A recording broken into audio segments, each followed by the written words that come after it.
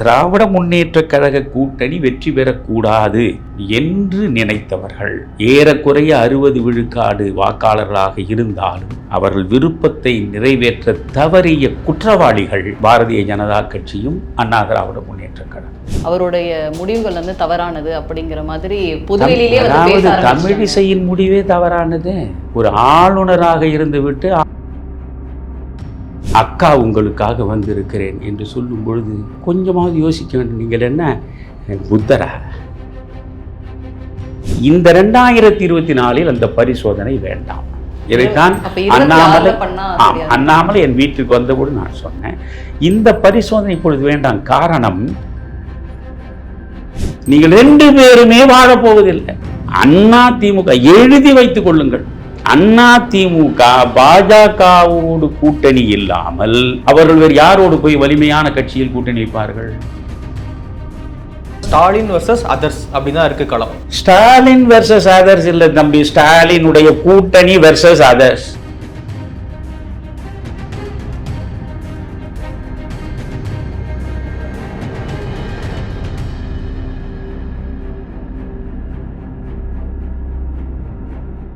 பேசு தமிழா பேசு நேயர்களுக்கு வணக்கம். இன்றைய நமது சிறப்பு விருந்தினர் காமராஜர் மக்கள் கட்சியின் தலைவர் ஐயா திரு தமிழருவி மணியன் அவர்கள். அவரோட தான் பேச போறோம். வணக்கம்.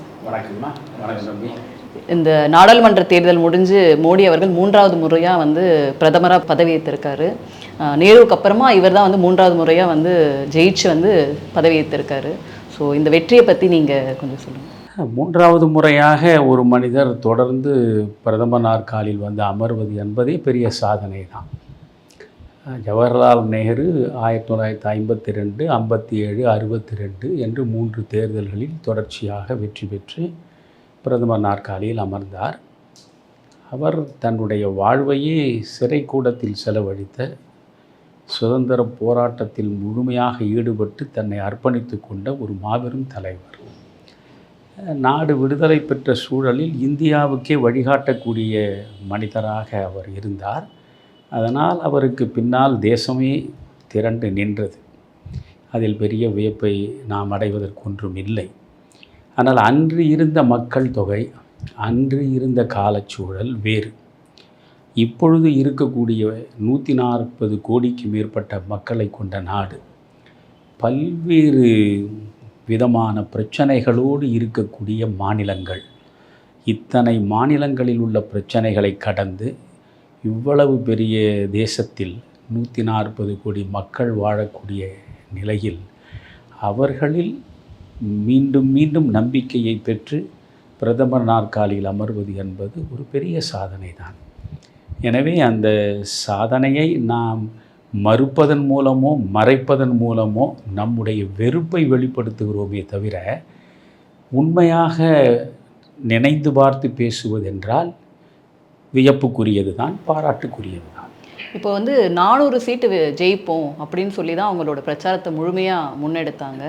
ஆனால் வந்து 240 தான் அவங்களால தனியாக பெற முடிஞ்சது. கூட்டணியோட தான் அந்த ஆட்சியை அவங்க அமைக்கிறாங்க. இதை வந்து காங்கிரஸ் வந்து கொண்டாடுறதை நீங்கள் எப்படி பார்க்குறீங்க? ஏன்னா வந்து 400 எடுப்பேன்னு சொன்னீங்க, 240 தான் உங்களால் எடுக்க முடிஞ்சது, 272 கூட உங்களால் எடுக்க முடியல அப்படின்னு காங்கிரஸ் ஒரு பக்கம் கொண்டாட்டமாக இதை வச்சுருக்காங்க. காங்கிரஸ் கொண்டாடத்தானே செய்யும்.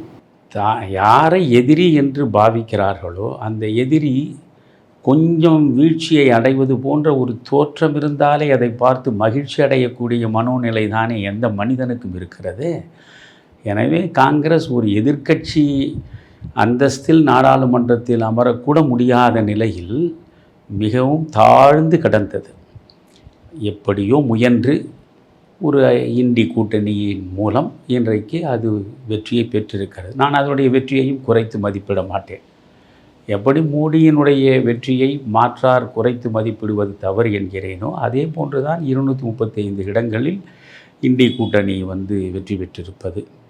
அதாவது 272 என்கின்ற அந்த மேஜிக் நம்பர், அதை கூட மோடியால் அடைய முடியாது என்று யாரும் எதிர்பார்க்கவில்லை. அது ஒரு பக்கம். 235 இடங்களில் இண்டி கூட்டணி வெற்றி பெறும் என்றும் யாரும் எதிர்பார்க்கவில்லை. எதிர்பாராததெல்லாம் நடப்பதற்கு பெயர்தான் அரசியல். இதில் என்ன தெரிகிறது? யாருடைய விதியையும் அவரவரே எழுதி கொள்ள முடியாது. ஒவ்வொருவருடைய விதியையும் எழுதக்கூடிய வல்லமை வாக்காளன் கையிலே தான் இருக்கிறது என்பதை மிக தெளிவாக உணர்த்தி இருக்கிறார்கள். இதில் வருத்தப்படுவதற்கு ஒன்றும் இல்லை. மோடியே பல இடங்களில் பரப்புரை செய்த பொழுது கண்ணுக்கெட்டிய தூரம் வரையில் ஒரு வலிமையான எதிர்க்கட்சியை என்னால் பார்க்க முடியவில்லை. உண்மையான ஜனநாயகம் நாட்டில் செழிக்க வேண்டும் என்றால் ஒரு வலிமையான எதிர்க்கட்சி இருக்க வேண்டும் என்று அவர் சொன்னார். அவர் விரும்பி சொன்னாரோ விரும்பாமல் சொன்னாரோ அது இன்று நடந்து விட்டது. இல்லை, இது எப்படி நீங்கள் வலிமையான எதிர்க்கட்சியாக பார்க்க முடியும்? ஏன்னா காங்கிரஸ் வந்து 99 சீட்டு தான் வாங்கியிருக்காங்க. அதுவே மற்ற எல்லாரும் சேர்ந்து தான் அந்த 234 அப்படிங்கிற ஒரு நம்பரை வந்து அவங்க டச் பண்ணியிருக்காங்க. இது எப்படி ஒரு வலிமையான கூட்டணியாக நம்ம வந்து பார்க்க முடியும்? அதாவது இது தேசிய ஜனநாயக கூட்டணி என்பது 293 பேர் இருக்கிறார்கள். ஆனால் பாரதிய ஜனதா கட்சி என்று பார்த்தால் 240 பேர் இருக்கிறார்கள். அப்படி என்றால் 32 இடங்கள் இவர்களுக்கு குறைவாக இருந்தாலும் இன்றைக்கு தேசிய ஜனநாயக கூட்டணி ஆட்சியில் இருக்கிறது. 2019 இருந்த நிலை வேறு, 2014 இருந்த நிலை வேறு. அப்பொழுது தேசிய ஜனநாயக கூட்டணி என்ற ஒன்று இருந்தாலும் பாஜக தனிப்பெரும்பான்மையோடு ஆட்சியில் இருந்தது. இப்பொழுது மற்றவரை நம்பி கூட்டணியோடு தான் இந்த ஆட்சியை நடத்த வேண்டிய நிலைக்கு வந்திருக்கிறது அல்லவா? நீங்கள் 293 பேரையும் சேர்த்து தானே நீங்கள் ஒரு கூட்டணியை சொல்கிறீர்கள். அதுபோன்று தான் இது. 99 பேர் காங்கிரஸில் வெற்றி பெற்றிருக்கிறார்கள். ஒரு சுயேட்சையாக வெற்றி பெற்றவர் இப்பொழுது காங்கிரஸுக்கு ஆதரவு அளிப்பதன் மூலம் இவர்கள் 100 என்ற இடத்தை அடைந்து விட்டதாக மகிழ்ந்து கொள்கிறார்கள். மகிழட்டும். ஆனால் ஒட்டுமொத்தமாக இந்தி கூட்டணி என்று பார்க்கிற பொழுது அந்த கூட்டணி நாளைக்கு இருக்குமா சிதையுமா என்பதெல்லாம் காலம் சொல்ல வேண்டிய பதில். இன்று அவர்கள் தங்களுடைய மகிழ்ச்சியை வெளிப்படுத்துவதிலும் அதற்காக கொண்டாட்டங்களில் ஈடுபடுவதிலும் எந்த குறையையும் நான் பார்க்கவில்லை. இப்போ நம்ம அப்படியே தமிழ்நாட்டில் பார்த்தோன்னா 40க்கு 40 வந்து திமுக வந்து ஜெயிச்சிருக்காங்க. ஸோ இதை பற்றி உங்களுடைய கருத்து என்ன? தொடர்ந்து நம்ம வந்து சொன்னோம் திமுகவுக்கு வந்து வலு சேர்க்கிற விதமாக வந்து இந்த பாஜக கூட்டணி உடையும் பொழுது ஆட்டோமேட்டிக்காக அந்த ஓட்டெலாம் வந்து திமுகவுக்கு போகும் அப்படின்னு சொன்னோம். இப்போ 40 இடங்களுமே அவங்க ஜெயிச்சிருக்காங்க. இதை நீங்கள் எப்படி பார்க்குறீங்க? நான் பல நேர்காணல்களில் இப்பொழுது தொடர்ந்து சொல்லி கொண்டு தான் இருக்கிறேன். இதில் திமுக கழகம் பெருமைப்படுவதற்கு ஒன்றுமே இல்லை.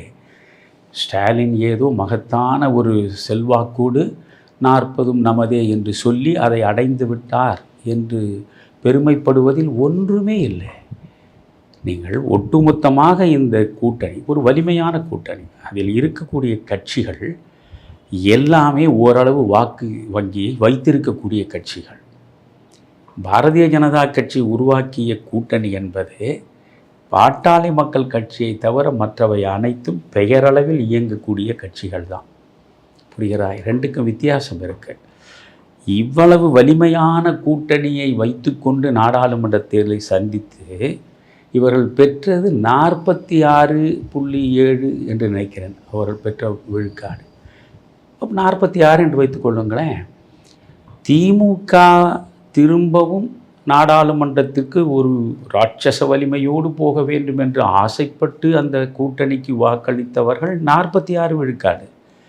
திமுகவை வெற்றி பெறச் செய்யவே கூடாது, திமுகவை வீழ்த்திவிட்டுத்தான் அடுத்த வேலை என்று நினைக்கக்கூடிய வாக்காளர்கள் 54 விழுக்காடு இருக்கிறார்கள். எனவே 54 விழுக்காடு வாக்காளர்கள் இவர்களுக்கு எதிரானவர்கள்.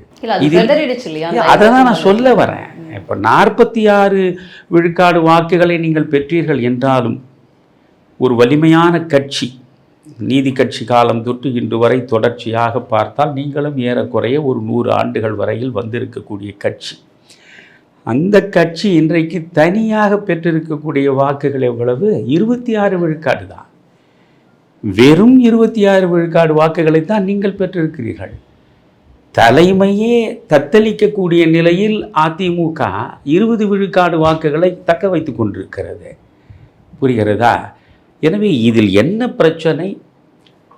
இந்த திராவிட முன்னேற்ற கழக கூட்டணி வெற்றி பெறக்கூடாது என்று நினைத்தவர்கள் ஏறக்குறைய 60 விழுக்காடு வாக்காளர்களாக இருந்தாலும் அவர்கள் விருப்பத்தை நிறைவேற்ற தவறிய குற்றவாளிகள் பாரதிய ஜனதா கட்சியும் அண்ணா திராவிட முன்னேற்ற கழகம். இப்போ வந்து அவங்களே இப்போ ஃபீல் பண்ணுறாங்களே, இப்போ வேலுமணி அவர்களை சொல்லியிருக்காங்க 2 பேரும் கூட்டணியோடு நின்றுருந்தா பல இடங்களில் ஜெயிச்சிருப்போம் அப்படின்னு சொல்லியிருக்காங்க.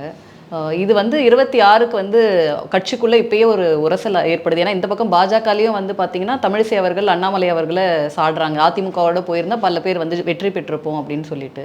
ஸோ இதை நீங்கள் எப்படி பார்க்குறீங்க? அதாவது இப்பொழுது ஒரு பக்கம் வேலுமணி நாங்கள் 30 இடங்களுக்கு மேலே கூட வெற்றி பெற்றிருப்போம் என்று சொல்கிறார். நான் பல நேர்காணல்களில் வரிசையாக கூட படித்தேன் அந்த தொகுதிகளை. எவ்வளவு குறைத்து பார்த்தாலும் எந்த சிரமமும் இல்லாமல் பாஜக அதிமுக கூட்டணி அமைந்திருந்தால் 14 தொகுதிகளில் அவர்கள் வெற்றி பெற்றிருப்பார்கள். கோவையிலிருந்து, விழுப்புரத்திலிருந்து, கடலூரிலிருந்து, ஆரணியிலிருந்து வரிசையாக நீங்கள் பார்த்தால் அத்தனையும் முக்கியமான தொகுதிகள், தருமபுரி வரை எல்லா தொகுதிகளும் இவர்கள் வெற்றி பெற்றிருப்பார்கள். ஆனால் இந்த வெற்றி வாய்ப்பை இவர்கள் இழந்தார்கள். இழந்ததற்கு காரணம் தன்னுடைய வலிமையை எல்லை மீறி நினைந்த ஒரு தவறை எடப்பாடி ஒரு பக்கம் செய்துவிட்டார். திமுக அதிமுக இரண்டும் இல்லாத ஒரு மாற்று அரசியலை வளர்த்தெடுக்க வேண்டும் என்கிற அவசரத்தில் அண்ணாமலை அவர்கள் கொஞ்சம் வேகப்பட்டு விட்டார். இப்போ அவங்க ஒரு 11% வாக்கு வாங்கி ஒரு 3வது பெரிய கட்சியாக வளர்ந்துருக்கோம் அப்படின்றது வந்து நீங்கள் அண்ணாமலை அவர்களோட வெற்றியாக நீங்கள் பார்க்கலையா? நிச்சயமாக பார்க்குறேன். நீங்கள் வந்து ஏறக்குறைய 5 விழுக்காடுக்கும் கீழே தான் அவர்கள் 2019 பெற்ற வாக்குகள். இன்றைக்கு 11.2 விழுக்காடு வாக்குகளை பெற்றிருக்கிறார்கள். ஏறக்குறைய 12 இடங்களில் அவர்கள் 2வது இடத்திற்கு வந்திருக்கிறார்கள். அவையெல்லாம் மிகப்பெரிய சாதனை தானே. அது அண்ணாமலை உருவாக்கியது தானே. அண்ணாமலையினுடைய பாத யாத்திரை, அண்ணாமலையினுடைய கடினமான உழைப்பு, அண்ணாமலையின் வியூகம் இவையெல்லாம் சேர்ந்து கொடுத்தது தானே இந்த 11 விழுக்காடுக்கு மேல். இதற்கு முன்பு நீங்கள் பல பேர் தலைவர்களாக இருந்திருக்கிறீர்களே. இல்லை, முன்னாள் தலைவரான தமிழிசையே வந்து பார்த்தீங்கன்னா அவருடைய முடிவுகள் வந்து தவறானது அப்படிங்கிற மாதிரி பொதுவெளியிலே அதாவது தமிழிசையின் முடிவே தவறானது. ஒரு ஆளுநராக இருந்துவிட்டு ஆளுநர் பொறுப்பிலிருந்து வெளியே வந்து மீண்டும் அரசியல் களத்திற்கு வருவதே தவறானது. புரிகிறதா? ஒன்று காலம் முழுவதும் அரசியல்வாதியாக இருப்பது என்று முடிவெடுத்தால் ஆளுநர் பதவியை கொடுத்தாலும் பெறக்கூடாது. ஆளுநர் என்பவர் நடுநிலையாக ஒரு மாநிலத்தில் இருக்கக்கூடிய அரசியலமைப்பு சட்டத்தினுடைய தலைமகன். அரசியல் என்பது ஒருவரை ஏற்பதும் ஒருவரை எதிர்ப்பதுமாக செயற்படுவது. இரண்டுக்கும் உள்ள இடைவெளியே புரியாதவர்களாக இருந்தால் என்று சொல்வது. எந்த அரசியலை நீங்கள் செய்தாலும் ஒன்று நன்மை, இன்னொன்று தீமை என்று நினைந்து நன்மையை ஆதரிப்பதும் தீமையை எதிர்ப்பதுமாக நடப்பதற்கு பெயர்தானே அரசியல். எல்லோரையும் அரவணைத்து கொள்ள முடியாதே. ஆனால் ஆளுநர் என்றால் அனைவருக்குமானவர், கட்சிகளை கடந்தவர். அந்த இடத்திற்கு நீங்கள் போக வேண்டும் என்று நினைத்திருந்தால் மீண்டும் அரசியலில் இறப்பு நாள் வருகிற வரையில் நாம் இறங்கக்கூடாது என்ற முடிவுக்கு வந்த பிறகுதான் நீங்கள் போக வேண்டும். 60 வயது கூட இன்னும் ஆகவில்லை. தமிழிசைக்கு இன்னும் நீண்ட நெடிய காலம் இருக்கிறது. என்னை கேட்டால் அவர் ஆளுநர் பொறுப்பை ஏற்றிருக்கக்கூடாது. நான் அரசியல் களத்தில் இருக்கிறேன், வேகமாக செயற்படுகிறேன். தமிழகத்தில் தொடர்ந்து மக்களை சந்திக்கிறேன், பத்திரிகையாளர் சந்திக்கிறேன், ஊடகங்களை சந்திக்கிறேன். எனக்கென்று ஒரு நிலையை நான் உருவாக்கி இருக்கிறேன். என் மூலம் இந்த கட்சிக்கான வளர்ச்சியையும் தேடி தந்திருக்கிறேன். இந்த பணி தொடர என்னை அனுமதியுங்கள். அன்பு கூர்ந்து என்னை ஆளுநர் பொறுப்பில் அமர வைக்காதீர்கள். ஏனென்றால் எனக்கு வயதும் குறைவாக இருக்கிறது, அரசியல்வாதியாகவே தொடர வேண்டும் என்ற விருப்பம் எனக்கு இருக்கிறது என்று சொல்லி இருந்தால் தமிழிசையை நான் பாராட்டுவேன். என்னை பொறுத்தவரையில் ஒரு ஸ்கேல் தான். என் நியாயத்தராசை வைத்து கொண்டு தான் நான் யாரையும் பார்ப்பேன். நீங்கள் இங்கிருந்து உடனடியாக ஆந்திராவுக்கும் தெலுங்கானாவுக்கும் பிறகு பாண்டிச்சேரிக்குமாக மாறி மாறி ஒரு ஆளுநர் என்ற பிம்பத்தோடு போய் தேர்தல் வருகிறது. அநேகமாக அந்த ஆளுநர் பொறுப்பில் அவர் இருந்திருந்தால் கூட செப்டம்பர் மாதத்தில் அந்த பதவிக்காலம் முடிகிறது.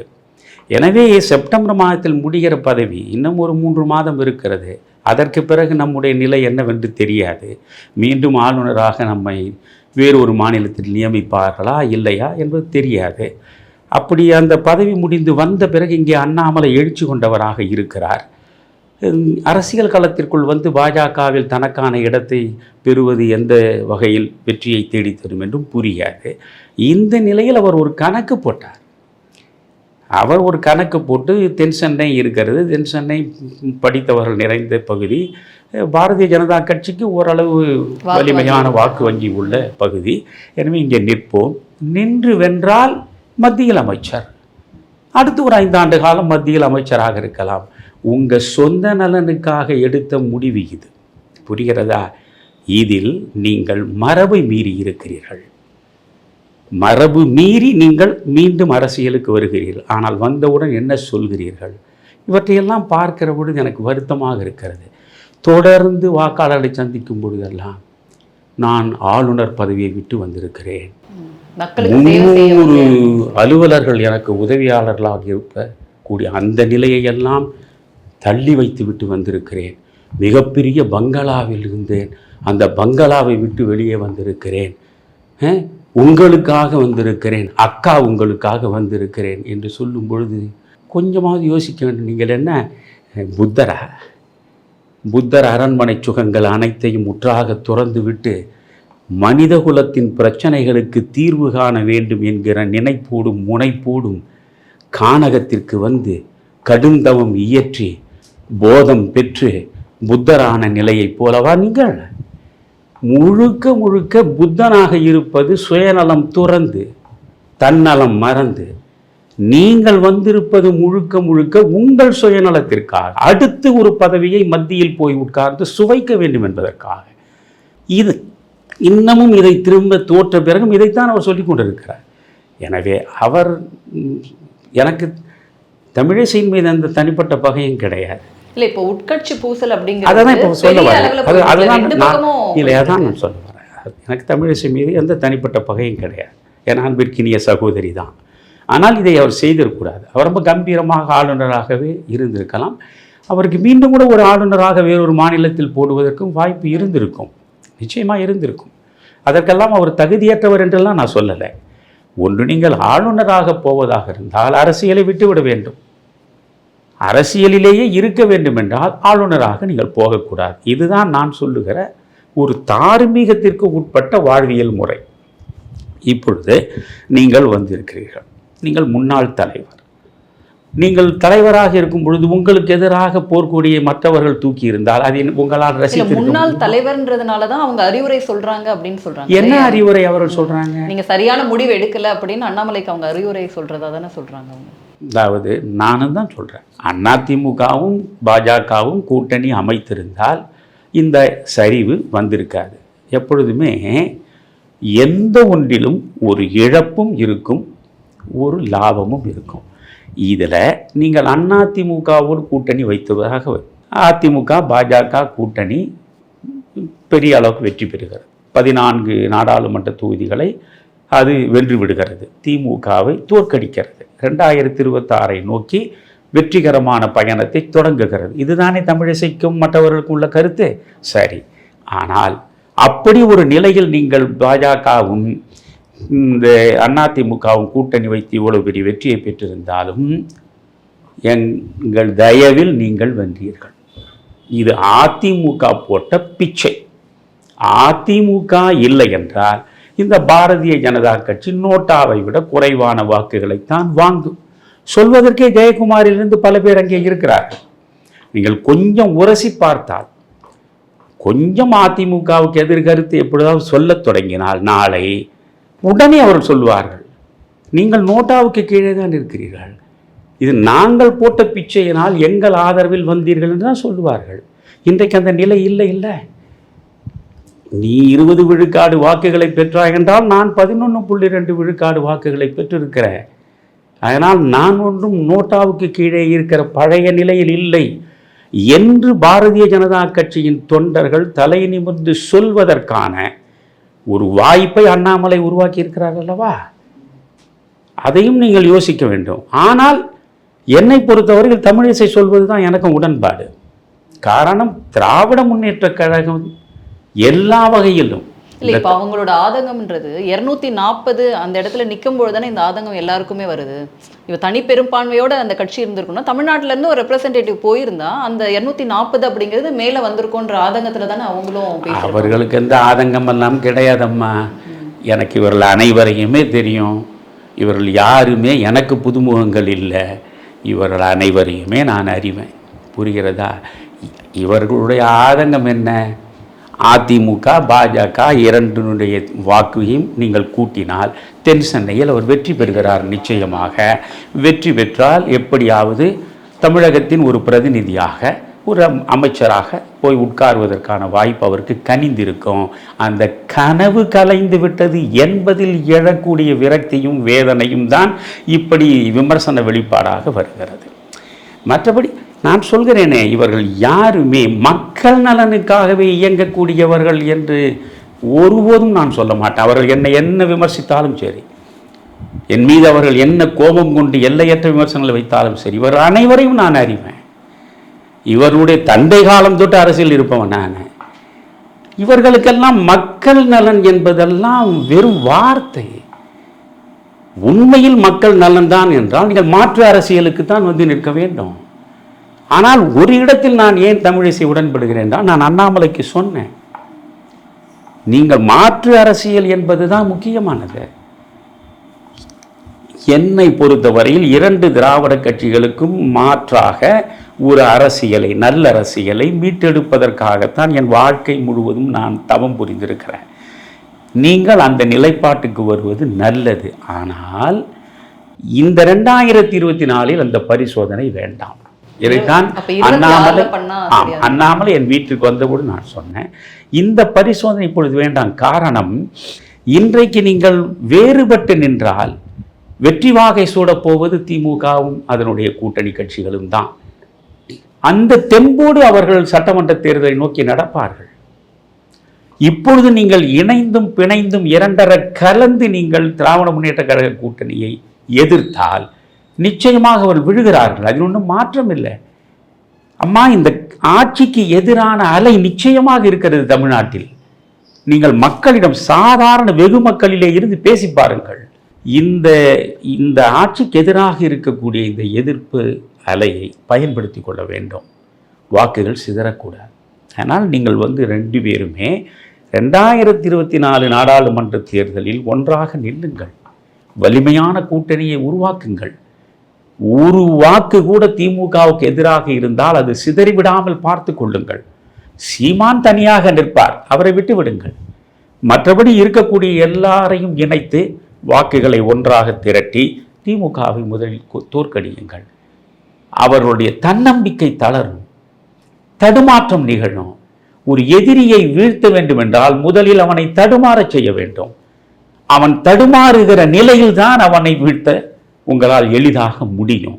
அதனால் இந்த 2024 நீங்கள் இந்த கூட்டணியை உடன்பட்டு நில்லுங்கள். பிறகு 2 ஆண்டுகள் இருக்கின்றன. 26 நோக்கி நீங்கள் மாற்று அரசியலுக்கான முயற்சியை மேற்கொள்ளுங்கள். இந்த முறை தேர்தல் என்பது மோடிக்கானது. நாளைய தேர்தல் என்பதுதான் தமிழகத்தில் உங்களுக்கானது. எனவே மேலே மோடி வர வேண்டும் என்று நீங்கள் நினைக்கிற பொழுது கூடுதலான இடங்களை இங்கிருந்து பெற்றாக வேண்டும். அது மட்டும் இல்லை, இப்பொழுது தமிழ்நாட்டில் 14 பேர் நீங்கள் வெற்றி பெற்றிருந்தால் இந்த கூட்டணியில் ஒரு 9-10 பேர் அதிமுகவில் வென்றதாக வைத்துக் கொள்ளுங்கள். ஒரு 4 பேர் பாரதிய ஜனதா கட்சியில் வென்றதாக இருந்தால் அதிமுகவில் ஒரு 2 பேர் அமைச்சர்களாக போய் கேபினட் அந்தஸ்தோடு உட்கார்ந்து இருப்பார்கள் இல்லையா? இப்பொழுது நீங்கள் பாஜகவிலிருந்து பெரிய அளவுக்கு நம்பிக்கையான முகங்கள் போயிருந்தால் உங்களுக்கு ஒரு இடம் கேபினட் அந்தஸ்து கிடைத்திருக்கும், ஒரு மினிஸ்டர் ஆஃப் ஸ்டேட் ஒன்றும் கிடைத்திருக்கும். அவையெல்லாம் யாருக்கு? மக்களுக்கு தானே.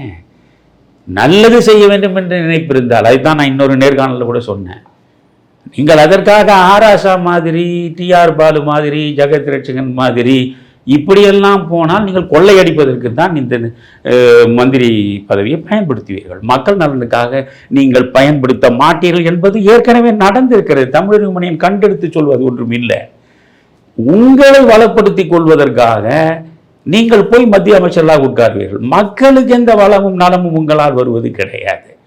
நீங்கள் போகிற பொழுதே உங்களுக்கு எந்தெந்த முக்கியமாக வருவாயை பெருக்குவதற்கான வலிமையான துறைகள் எவை, அவற்றின் மீதுதான் உங்கள் கண்ணே இருக்கிறது. பிரபாகரன் மரணமடைந்து விட்டார் என்று உலகம் முழுவதும் இருக்கக்கூடிய அத்தனை தொலைக்காட்சியிலும் அவருடைய சடலம் ஒன்றை திரும்ப திரும்ப திரும்ப காட்டுகிறான். அந்த நேரத்தில் தான் தமிழின தலைவர் கருணாநிதி அவர்கள் டெல்லிக்கு போனார் சக்கர நாற்காலியில். இவ்வளவு பெரிய இனப்படுகொலையை நடத்திவிட்டீர்களே, ஒரு வரலாறு காணாத ஒரு இனத்தினுடைய தலைவன், ஒரு தேசிய தலைவனாக திகழ்ந்தவன் இந்த நிலைக்கு ஆளாக்கப்பட்டு விட்டானே, என் நெஞ்சம் கொதிக்கிறது, இதற்கு நீங்கள் அல்லவா காரணம் என்று கோபத்தை கொட்டுவதற்கா போனார். தன்னுடைய மகளுக்கு கிடைக்குமா, மகனுக்கு கிடைக்குமா, மருமகனுக்கு கிடைக்குமா, அதுவும் என்னென்ன தொகுதி கிடைக்கும், இதற்கு தானே போய் நின்றார். டிஆர் பாலுவுக்காக போய் அவர் திரும்ப நிற்கல. மன்மோகன் சிங் யாருக்கு வேண்டுமானாலும் கேளுங்கள் கொடுக்கிறேன், இந்த டிஆர் பாலுவுக்கு மட்டும் கேட்காதீர்கள் என்று சொல்லல. இவையெல்லாம் வரலாறு தானே. ஒரு காந்தி பொம்மை மாதிரியே தீமையை பார்க்காதே, தீமையை பேசாதே, தீமையை கேட்காதே என்று குரங்கு பொம்மை இல்லை 3, அது மாதிரி பிரதமராக உட்கார்ந்து கொண்டிருந்தவர் தானே மன்மோகன் சிங். ஆனால் மனதளவில் மன்மோகன் சிங் காந்தி. அவர் மீது எந்த களங்கமும் எந்த கரையும் எந்த குறையும் நீங்கள் சொல்ல முடியாது.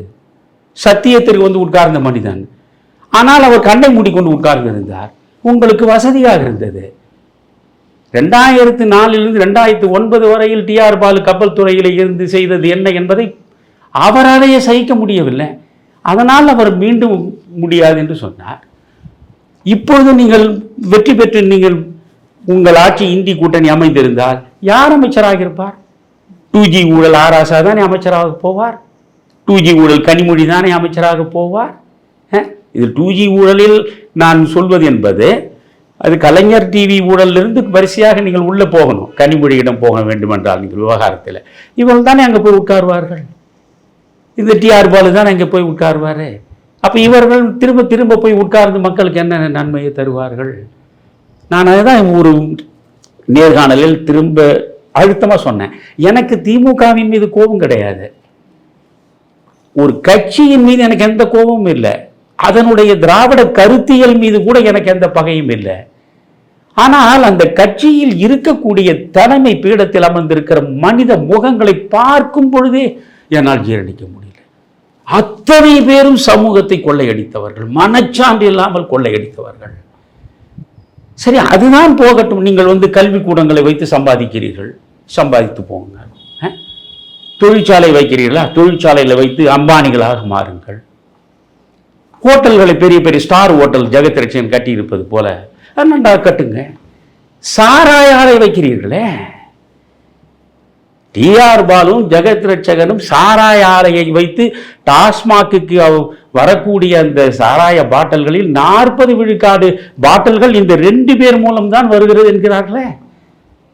அப்போ கோடிக்கு மேற்பட்ட தமிழர்கள் குடித்து குடித்து குடல் வெந்து செத்து சீரழியக்கூடிய நிலை. உங்களுக்கு உண்மையில் சமூக பொறுப்புணர்வு இருந்தால் மக்கள் நலனுக்காக வெல்ஃபேர் ஸ்டேட், போலீஸ் ஸ்டேட் என்று அரசியலில் 2ஆக பிரிப்பான். மக்கள் நலனுக்கானது வெல்ஃபேர் ஸ்டேட், புரிகிறதா? இது மக்கள் நலனுக்காக நீங்கள் அமைச்சர்களாகவும் அதிகாரிகளாகவும் எம்பிக்களாகவும் கட்சி தலைவர்களாகவும் இருக்கிற பொழுது சாராயம் விற்க முன் வருவீர்களா? நாய் விற்ற காசு குறைக்காது என்பது போல்தான் எதை செய்தாவது நீங்கள் பணத்தில் கொழுக்க வேண்டும் என்று நினைக்கிறீர்கள். உங்களை எப்படி நல்ல இதயம் கொண்ட நன்மைகளை மட்டுமே அரசியலில் பார்க்க வேண்டும் என்று தவிக்கிற தவம் இருக்கிற மனிதர்களால் ஏற்க முடியும். அதனால நீங்க இங்கிருந்து இந்த 2 பேரும் சேர்ந்திருந்தா ஒரு எடப்பாடியின் மூலமாக ஒரு 2 பேரும் போய் உட்கார்ந்திருக்கலாம். இங்கிருந்து பிஜேபியின் மூலம் போயிடலாம். நீங்களாவது ஒரு அவர்களை மாதிரி இல்லாமல் தமிழ்நாட்டு மக்கள் நலனுக்காக ஏதாவது செய்யக்கூடிய ஒரு வாய்ப்பு இருந்திருக்கலாம். 2026 நோக்கி நடங்க. அதைத்தான் நான் அண்ணாமலைக்கு சொன்னேன். ஆனால் அண்ணாமலை அதை செய்யவில்லை.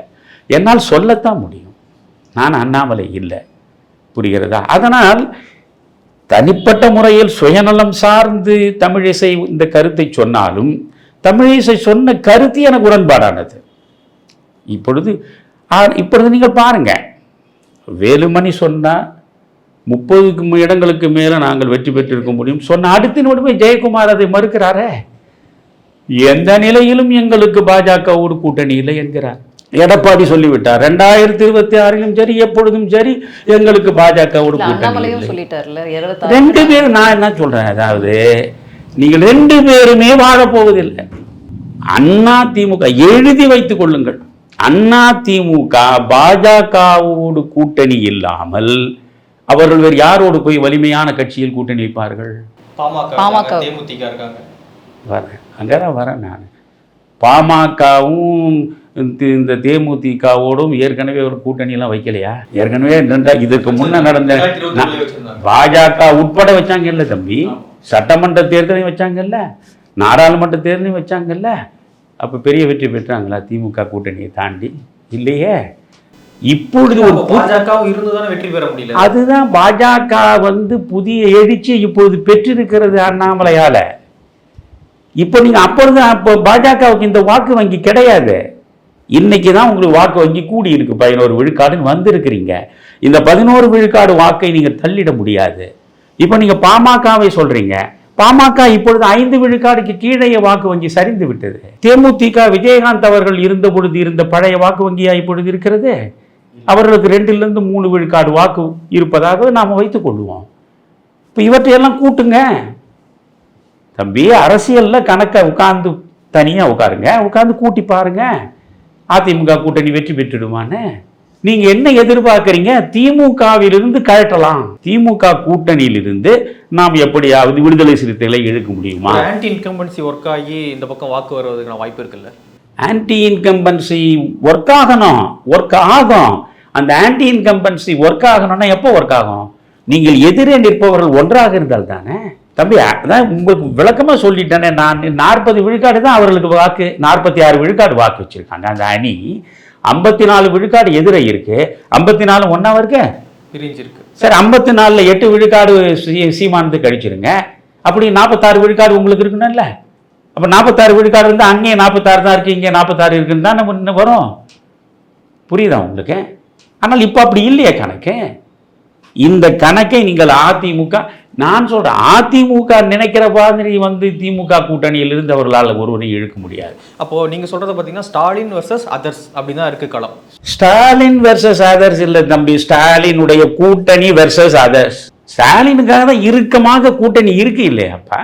கலைஞருக்கு நிகரான ஒரு ஆளுமையான தலைவராக ஸ்டாலின் இருக்கார் இப்போ தமிழ்நாட்டில். இப்படி சொல்வதற்காக தயவு செய்து நீங்கள் வேதனைப்படணும், வெட்கப்படணும். புரியுதா? இல்ல திமுக கூட்டணியும் நம்மளால உடைக்க முடியல, அதற்கு நிகரான ஒரு கூட்டணியும் கட்டமைக்க முடியல. அப்படி இருக்கு. ஏன் கட்டமைக்க முடியல? இல்ல 24ல் முடியல இல்லையா நம்மளால? 24 தான் சொல்றேனே தம்பி. புரிந்துங்கன்னா உங்களுக்கு நான் தமிழ்ல தான் சொல்றேன், நான் இங்கிலீஷ்ல பேசட்டுமா? புரிஞ்சுக்கிறீங்களா? அப்படி இல்லை சார், நம்மளால முடியல. 24ல் நம்மளால முடியல, 26ல் முடியுமான்னு தெரியல. அதுக்கான சாத்தியக்கூறுகளும் இல்லாம இருக்கு. இப்போ 2 கட்சியும் சொல்லிட்டாங்க. அப்படி இருக்கும்போது அதை நீங்கள், அதுதான் நான் சொல்றேன், நீங்க 2 கட்சியும் சொல்வதனால் சாத்தியம் இல்லை. ஆமா, அப்படி என்றால் நீங்கள் யாருக்கு உதவியாக இருக்கிறீர்கள்? திமுக. அவ்வளவுதானே. இதைத்தான் நான் சொல்றேன். திமுக என்பது மக்கள் விரோத கட்சி. மக்களுடைய பெரும் சார் நீங்க பார்க்கல தம்பி. இல்ல சார், 46 விழுக்காடு அந்த கூட்டணிக்கு விழுந்திருக்குன்னும் போது மக்கள் அப்படி பார்க்கல. 46 விழுக்காடு மக்கள் பார்க்கல. 54 ஜனநாயகம் என்பது என்ன? 46 பெருசா 54 பெருசா? ஆனா எத்தனை சீட் ஜெயிக்கணும்ன்றதானே பெருசு. 40 சீட் ஜெயிக்கணும். அந்த 54 ஒன்னா சேர்ந்தா எப்படி ஜெயிக்கும்? இது 46 மட்டும் இருந்தா எவ்வளவு ஜெயிக்கும்ன்றது. அது 56 சேராதுன்றதானே சார் கணக்கா இருக்கு. சேரணும்னு நான் சொல்றேன் ராஜா. சேரலன்றதான் கண்ணுக்கு அதாவது கைப்புண்ணுக்கு கண்ணாடி வேணுமா? சேரல. ஏன் சேரல? ஸ்டாலின் போன்ற ஆளுமையான தலைவர் இருக்காரு. அட போங்கய்யா, என்னையா ஆளுமையான தலைவர் ஸ்டாலின்? இந்த கூட்டணியை மொத்தமா காட்டி போடுங்க. தொடர்ச்சியான வெற்றிகளை கண்டிருக்காரு. தொடர்ச்சியான வெற்றி எல்லாரும் தான் காண்றான். தொடர்ச்சியான வெற்றி காண்றதுனால 21 உள்ளாட்சி தேர்தல், 24. ஒரு விஷயம் தெரியுமா? முதல்ல போய் நீங்க ஒரு 1949 திமுக தொடங்கினதுலேருந்து இன்ன வரைக்கும் படிச்சுட்டு வந்து என்னோட பேசு. இல்லை குறைந்தபட்சம் 1967 இருந்து இன்ன வரைக்கும் திமுகவினுடைய அரசியலை பார்த்து விட்டு என்னோட வந்து பேசு. என்ன பேசுனீங்க நீங்கள்? ஆளுமைன்னு நான் கோவப்படல, உங்களுக்கு நான் சொல்கிறேன் என்ன ஆளுமை. இன்ன வரைக்கும் கேட்குறேன். 1967 வெற்றி பெற்று ஆட்சிக்கு வந்தாங்கல்ல திமுக, அதுவோ தெரியல உங்களுக்கு? அப்போதுலேருந்து இது வரைக்கும் எத்தனை தேர்தல் நடந்திருக்க? ஒரே ஒரு தேர்தலில் திமுக கழகம் தனியாக நின்று வெற்றி பெற்று கோட்டையை கைப்பற்றியது ஒரு இடம் சொல்லுங்க, ஒரு முறை சொல்லுங்க. ஜெயலலிதா கூட 2 முறை தனியாக நின்று வெற்றி பெற்றிருக்காங்க கூட்டணி இல்லாம. ஒரு முறை சொல்லுங்க தம்பி. கூட்டணியின் தயவுல தான் திமுக வாழ முடியும். இல்ல அது கூட்டணி அமைப்பதற்கான ஒரு அதுக்கு உள்ள போனா நிறைய விஷயங்கள். அதாவது சொல்லில் வருவது பாதி, நெஞ்சில் தூங்கி கிடப்பது மீதி. எப்படி அந்த கூட்டணி அமையும், அந்த கூட்டணி அமைவதற்கு என்னென்ன நடக்கும், எப்படியெல்லாம் அவர்களை மகிழ்ச்சிப்படுத்துவார்கள், அதற்கு என்னென்ன வியூகங்களை அமைப்பார்கள், அதுக்காக என்னென்ன செய்வார்கள், அதையெல்லாம் பேச முடியாது. புரியுதா? அறிந்தவர் அறிவாராகன்னு கண்ணதாசன் ஒரு கவிதை எழுதியிருப்பான். புரிந்தால் சரி, இல்லை என்றால் உங்களை வச்சு என்னால் பாடம் நடத்த முடியாது தம்பி. அது எனக்கு அவசியமும் கிடையாது. உலக தமிழ் சொந்தங்களுக்கு வணக்கம். நான் ராஜவேல் நாகராஜன். பேசு தமிழா பேசு வலையொலியுடைய வளர்ச்சிக்கு நீங்களும் உறுதுணையாக இருக்கணும்னு நினச்சிங்கன்னா இந்த வீடியோடைய டிஸ்கிரிப்ஷனில் இருக்கக்கூடிய ரேசர் பே லிங்கை கிளிக் பண்ணுங்கள். அந்த லிங்க்கில் போயிட்டு உங்களுக்கு விருப்பமான தொகையை பேசு தமிழா பேசுவனுடைய வளர்ச்சிக்கு உங்களுடைய பங்களிப்பாக நீங்கள் கொடுக்கலாம். நன்றி, வணக்கம்.